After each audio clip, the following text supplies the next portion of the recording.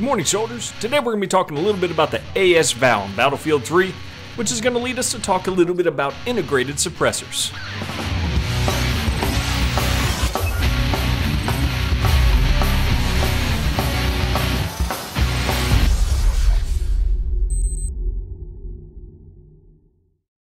So the AS VAL is another one of those weapons in Battlefield 3 that I didn't get as much experience with as I feel I should have, which is why I came back to it.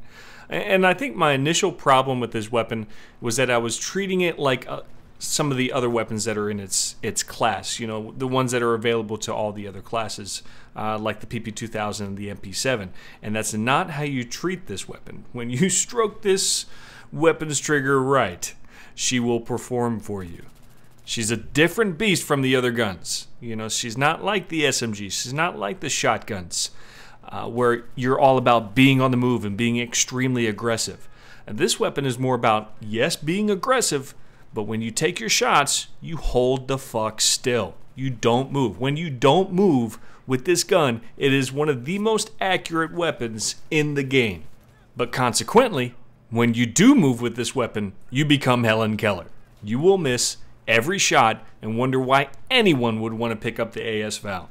So that's what makes it interesting in Battlefield 3, but in real life, this weapon is also interesting because it has a fully integrated suppressor.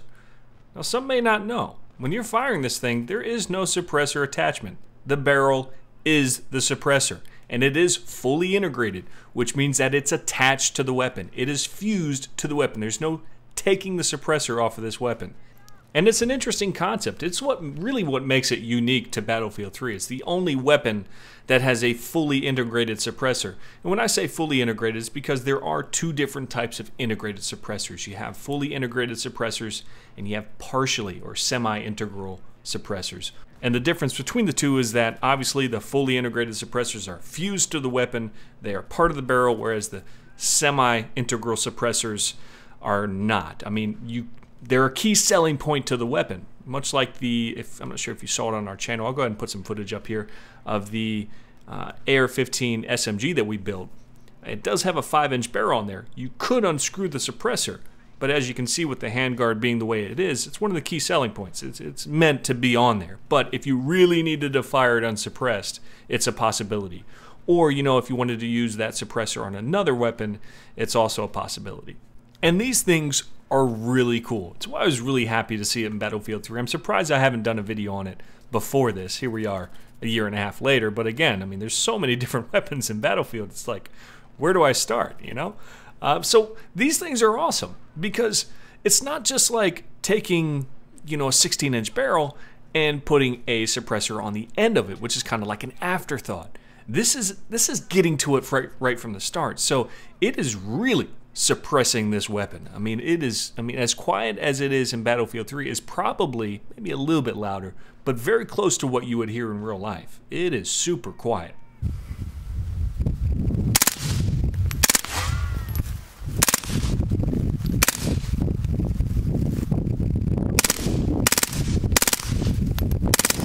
And the concept, while very expensive and requiring some extra tax stamps and being in the right state in the United States, it is gaining a lot of popularity simply because of how quiet you can make these things. When I think of my perfect home defense weapon, where cost is just absolutely no concern, a fully or partially integrated suppressor is definitely on my mind. I mean, that stuff is really cool. And some people think about that. You know, they're like, why would you want a suppressor in home defense? You would want to make as much noise as humanly possible to alert your neighbors and whatnot, right?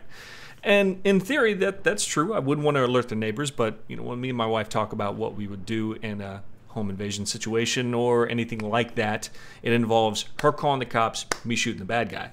And the reason I would want my weapon suppressed is I have tile, I got hardwood floor, you know, it reverberates off the wall. You don't want to disorient yourself by firing your own weapon, which you surely can, especially when you're not wearing hearing aid or, you know, any type of ear protection when you're firing it inside of that area. I mean, it'll rock your face off if you fire off a couple rounds within a fully tiled floor area. I mean, just imagine that. I mean, just firing a weapon on its own without hearing protection isn't that disorienting when you're at the range. I mean, you could probably go a couple magazines doing that. You'll get some ringing in your ears. But put yourself inside of an enclosed area with surfaces that reflect and enhance that sound. Yeah, it's gonna rock your face. But it's not just home defense that fully integrated suppressors are gaining popularity with. It's with hunters as well. I mean, some of these fully integrated suppressors are very customized and include a really long barrel that also acts as the suppressor. So you have really great accuracy out of these things to where you miss your first shot, you just might be able to get a second without fully alerting the animal that you're going after. So really cool stuff. And a lot of people talk, you know, why isn't this more popular with militaries and police forces? And it's because they have more to consider with the weapon than just its cool factor. You know, this does have a really good cool factor. It does have really good uses, but it also needs to be very versatile and also very cost effective, which it is not.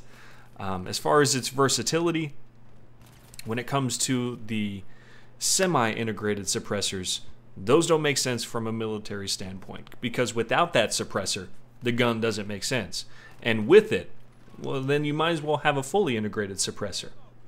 And with a fully integrated suppressor, they're kind of difficult to clean and maintain. And again, they're not very cost effective. And they also limit that weapon to only situations in which you would need a suppressor, which would be special forces units and maybe some SWAT units. I don't know from a police organization standpoint how often they use suppressors. But it probably isn't often enough for them to foot the bill for this kind of thing. So right now it's for your gun collectors and your people that are really interested in some of the cutting edge developments with weapons these days. And I don't think we've seen the end of this kind of development. I think we're going to see much more of this in the future. Many more type of platforms, particularly the big names, jumping into this kind of thing and trying to develop it in a manner that can capture that military and police force demographic, because that's the moneymaker right there. But let me know what you guys think in the comment section. What's your thoughts on the semi and fully integrated suppressors? Would it be something that you would want on your dream home defense weapon where cost is of no concern? Let me know what you think in the comment section. But that's all I have for this video. Really hope you enjoyed it. This is Sergeant Merrill out here.